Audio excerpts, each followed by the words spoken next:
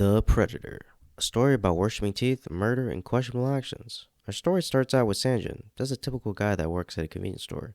He hates his job and he's treated like crap. Well, luckily, he's really good at conflict resolution. And what I mean by that is that he murders people that he doesn't like. Well, technically, he doesn't do it. His pet monster does it. Oh, yeah, that pet monster is actually his friend that turned into a monster. Like, dude, I know he's your friend, but you can't just let him live in your apartment rent free. Like, I know he's, issues being a monster and all that, but he's got to pull his own weight. So this was one of my favorite manhwa series I've read. It's one of the first I've read when I was starting out when reading manhwa, so I just wanted to do the manhwa justice and give it more attention because I think it really is an underrated series that deserves to be talked about more, and like people should read the series if they're into horror, seinen series, things like that. So first, I want to talk about the people who joined the Eternal Universe Church. Why do people join this cult, right? Worshipping this monster named Lord MOLAR. Well, the people who joined the cult had some sort of personal trauma. So, our main female protagonist, Chiwon, had been raped. She was going through a lot of trauma because of that. And just obviously she shut down, right? So then her friend introduced her to the church, and then she hadn't, she was able to find justice. Another example is a trash man. Plant 8 had a really shitty job. Obviously, our main character, Shanjin, he also had a shitty life, did a lot of bad things, and just needed something to justify his own actions and justify his own behaviors, right? It's kind of an escape, and he just was too deep into what he was doing. The little girl had an abusive father.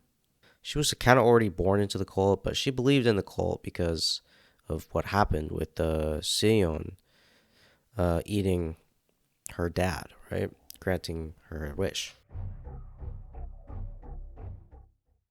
The Predator. So I want to talk about the title since it's a very significant part of the story. Well, all these animals compete with each other in the African savannah, and they're obviously part of that food chain. And so when he was talking about the bite marks on the detective that was eaten by Senyu, the implication, the foreshadowing is that humans are becoming part of the battle for the apex position once again on the food chain. The death of the detective signifying this.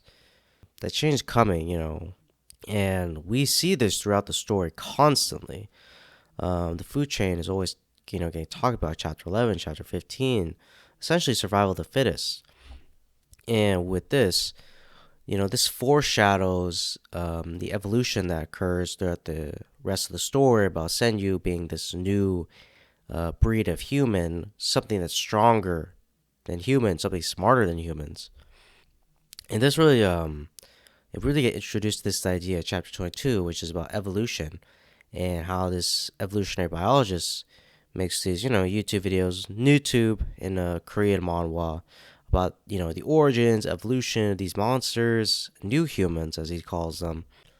So in chapter 25, the term mutant gets used, and we get more details from the higher up church members that the monsters that are being worshipped by the Eternal Universe church members aren't actually gods or actually mutants. So why are people turning into monsters? Vaguely talked about throughout the whole series because no one really knows.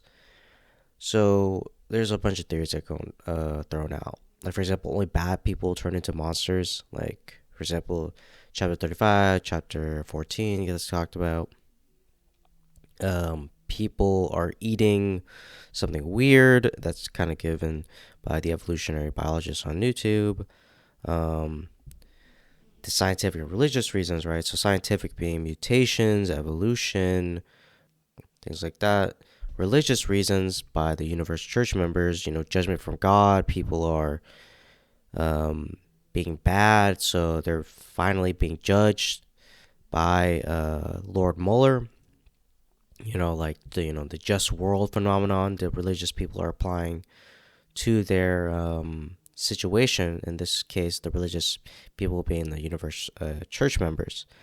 So you kind of see this science versus religious debate throughout the series, explanations for this phenomenon of monsters.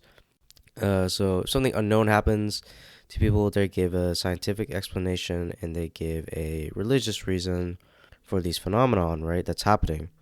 Chapter 54, we see there's a continuing theme about how sort of survival of the fittest again.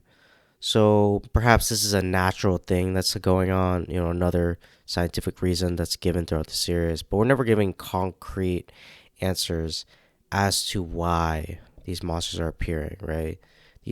The title gives us the best explanation, which is the predator, right? This gives us foreshadowing, like this is happening because it's just natural. It's part of the food chain. There's no real reason for it. What is judgment? Judgment is when God judges whether someone should go to heaven or hell, right? Should be punished for what they've done, their sins. In this case, Lord MOLAR is God. He passes judgment of killing people. And his servants, the members of the universe church, they're the ones that bring these, sinners to Lord MOLAR to judge. And before they had interactions with Lord MOLAR, Senyu, they took it upon themselves to deal judgment in what they thought Lord MOLAR would want, right? And so this is a pretty big theme, as it's constantly throughout the entire series. It's a way for those part of the church to vent their anger against society and people they feel like they have wronged them. But we've seen throughout that many of the members do start questioning judgment as well. They're literally murdering people. So yeah, I don't know what else to say about that. But and judgment is a huge part of Christianity. It's a way for people to hold others accountable for their actions, right? Like, sure, you can have laws and stuff to, say murder is bad, smoking is bad, etc., right? But those informal social controls like religion are a huge part of society, right? And that is talked about in the story. Since these informal social controls are degrading, this is degrading society as a result. What makes people not want to commit murder, stealing, etc., if there's no punishment by some supernatural deity? And this point is further driven by Preacher Min, how humans cannot judge other humans accurately or correctly. That is why Lord MOLAR exists, in order to objectively judge humanity. So in chapter 15, we see this idea of the denigration of religion talked about a lot more. So in chapter 15, we see a more concrete fleshing out of the idea of judgment and why it needs to be done. And this kind of gets into how many of the people in the church, the followers, feel that society does not punish people fairly. People who do bad things are not being punished as they should be. And so they're looking towards a more supernatural explanation as to why they're not being punished, and they want to have Lord MOLAR be that supernatural thing that allows them to vent their own frustrations at the system, at society. And so Lord MOLAR becomes this thing, like God, that does punish the wicked for what they have done. Chapter 14, How Senyu Transformed. I want to talk about this chapter because of its philosophical elements, and it made me realize that this manga was a lot deeper than I thought. This is one of those manhwas where you have to read it again in order to fully appreciate what is happening. So chapter 14 discusses the murder and accidental killing of Yunhyuk. Man, I'm still butchering this. Sanjin in the chapter explains that Senyu started to change because of the event. Senyu started to play video games in order to escape reality. It's shown that he's constantly scared at a white screen and did not eat. And he started to slowly change into a monster because of this. My interpretation of these scenes that were shown of Senyu staring at a screen and then slowly transforming into a monster is that it is a reference to Nietzsche's famous quote, "Stare long enough into the abyss and the abyss will stare back." This is not the full quote, but this is pretty much how most people shorten it.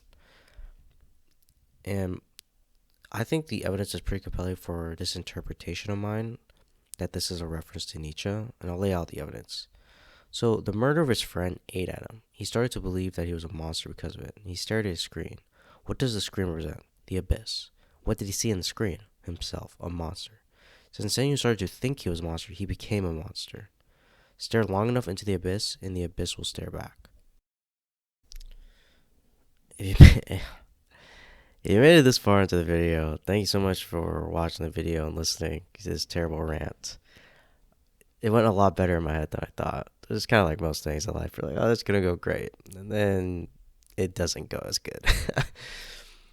But yeah, sometimes you gotta be confident in order to get something done, right? So I just want to talk about a lot of the issues I had with this particular video. I had a lot of audio issues, missing sound files, and just overall fuckery. Like, I would just have things go missing, things had different names, and it was just in certain audio files would get lapped over to another one and it would get deleted. It was just a headache.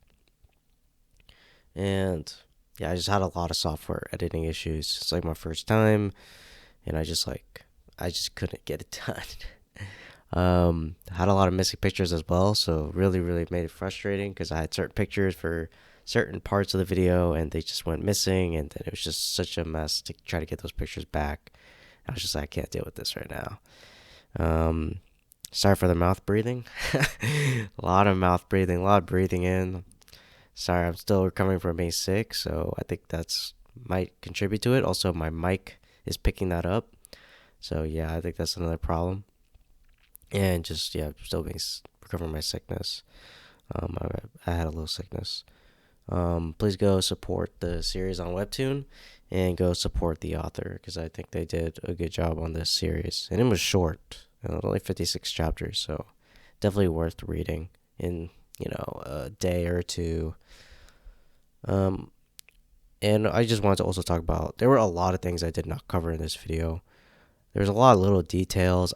I didn't think that were worth it for most people to know. Like, if I broke it down by chapter, like, I could have told you every little thing I saw and noticed. Like, some key examples would be like, how the weather was used as a literary device, people's names, statues, and there was a chapter 22. There was a reference to COVID, in China. I don't know if that was racist or not or unintentional, so I didn't put that in because of course I didn't want to offend anyone, and I don't know if the author meant that to be racist. So it was kind of like a little details, like, oh, that's definitely is not appropriate. And also there were many references to Christianity and the Abrahamic faiths. Another thing, the weather, things like that. Many references to sexual assault. I thought that wasn't appropriate for me to talk about because I'm not very knowledgeable about the subject and I didn't want to offend anyone or trigger anyone. But there was a lot of sexual assault in this series, so I should probably talk about that as well. And yeah, just all these all these little details and things I didn't want to talk about because I didn't think I was going to do it justice, or I didn't feel like I had good enough grasp to talk about. So thank you so much for watching, and if you're listening to this at the end, like, that's crazy. Thank you so much for listening to this crazy rant.